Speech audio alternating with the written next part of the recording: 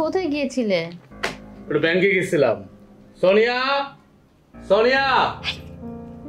সোনিয়াকে ডাকতেছো কেন? আরে বাসার 1 লাখ টাকা পাঠাইছে, টাকাটা দিতে হবে না? আস্তে কথা বলো। বাসার 1 লাখ টাকা পাঠাইছে, সেটা সোনিয়াকে কেন দিতে হবে? তুমি কি পাগল?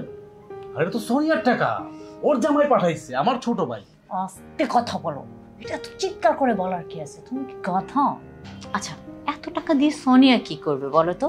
তোমার ভাই তোমার কাছে তোমার অ্যাকাউন্টে টাকাগুলো পাঠাচ্ছে, তোমার দায়িত্ব আছে না টাকাগুলোকে সঠিক কাজে লাগানো? আমি তোমার কথার ইঙ্গিত কিন্তু বুঝতে পারছি।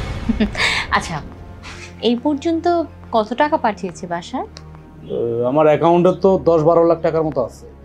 এই মাসে 1 লাখ পাঠাইছে, বলছে ফোন করে যে ভাইয়া সোনিয়ার 1 লাখ টাকা দিয়ে। আজকে থেকে, এখন থেকে বাসার আর কোনো টাকা পাঠাবে না। বাসার টাকা পাঠাবে না মানে? এই কথাটা আমরা এখন সোনিয়াকে জানাবো যে বাসারের খুব বিপদ, বাসারের চাকরি চলে গেছে, বাসার আর টাকা পয়সা পাঠাতে পারবে না। আর সোনিয়া তো এই ব্যাপারে কোনো কিছু জানতেও পারবে না, কারণ ফোনটা তো তোমার ফোনে আসে। আমরা সব সময় বলবো যে বাসার এত বেশি ঝামেলায় আছে, জনে জনে কথা বলার তার সম্ভবই না। লুকিয়ে লুকিয়ে তোমাকে ফোন দিয়ে সে ইনফরমেশন পাস করে যে সে ভালো আছে। That's it. কথাটা মনে থাকবে? শোনো, তুমি যেমনি যেমনি কইবা আমি এমনি এমনি কাম করব, কথা বুঝছো? বুঝছি। ভাইজান আমার ডাকছিলেন? হ্যাঁ ডাকতেছি। কই আছিলে এতক্ষণ? হ্যাঁ মানে বুঝলাম না, একটা ডাক দিলে কয়টা ডাক দিছি তোমারে? 2টা না 3টা ডাক দিলাম। হ্যাঁ কানে শোনো না? ওই রান্নাঘরে কিছু কাজ করতেছিলাম। কাজ করতেছিলা? বড় ভাই একটা ডাকছে, কাজ বাজ ফালায় তো দৌড়ে আইতে হবে। আমার ডাকটা যখন তোমার কানের মধ্যে গেছে তখন তুমি আমার কাছে সুসুরা চলে আইবে না? ভাইজান আমি শুনতে পাই নাই, আমার ভুল হয়ে গেছে। 1 কাপ চা নিয়ে আও। ভাইজান আপনার ভাই বাসার টাকা পাঠাইছে? টাকা পাঠাবো কেমনে? হ্যাঁ পাঠাবো কেমনে টাকা? আমার লগে তো পেরায় পেরায় কথা হয়, তোমার লগে তো আর পেরায় পেরায় কথা হয় না, কারণ তোমার তো ফোন নাই, তুমি তো অশিক্ষিত। তুমি ফোন দেবো কেমনে? তারপর আবার তোমার জামাই থাকে পরবাসে। হ্যাঁ এটা তোমার ব্যাপার। যাই হোক, আমার ফোনে তো তুমি কথা কও। তোমার জামাইয়ের অনেক সমস্যা, বুঝছো? অনেক সমস্যা।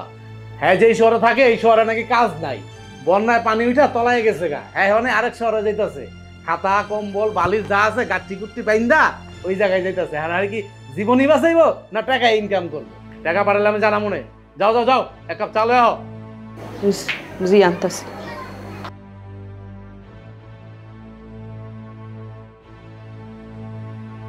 তুমি মিথ্যাটাও না ঠিকঠাক বলতে পারো না। আর বাবা বলতে পারি না তো কি হচ্ছে? এখন থেকে বলতে পারো, তোমার থেকে শিখে নেবো।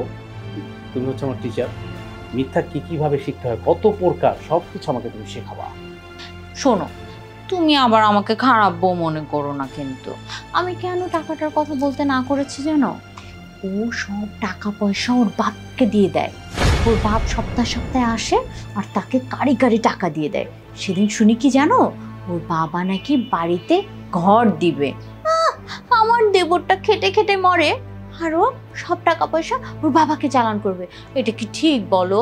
আরে না না না, কে বলছে তুমি আমার খারাপ বউ? তুমি হচ্ছে আমার একমাত্র লক্ষ্মী টুকটুকি সুন্দরী মেধাবী বউ। আর ওর শ্বশুর বাড়িতে ঘর দেবে মানে ফাইজলামি পাইছে নাকি? এটা দেখি মগের মূল্য। ও যখন বিদেশে গেছে ওর শ্বশুর তো 1 টাকাও দিতে পারে নাই। হ্যাঁ এখন আসছে না, ভালো বুদ্ধি দিছো তুমি আমাকে। একদম 1 টাকা সোনিয়াতে পাবে না। আর শোনো, বাসার তো এখন থেকে প্রতি মাসে এভাবে 1 লাখ করে টাকা পাঠাবে, তাই না? সেই টাকাটা আমাদের জমাতে হবে আর বাসারের বউ আর বাচ্চাকে এই বাসা থেকে বের করে দিতে হবে। কিভাবে? আমি থাকতে তুমি টেনশন কেন করছো? ওকে কিভাবে বের করতে হবে সেটা আমি খুব ভালো করেই জানি। তুমি থাকতে আমি কোনো টেনশন করি না।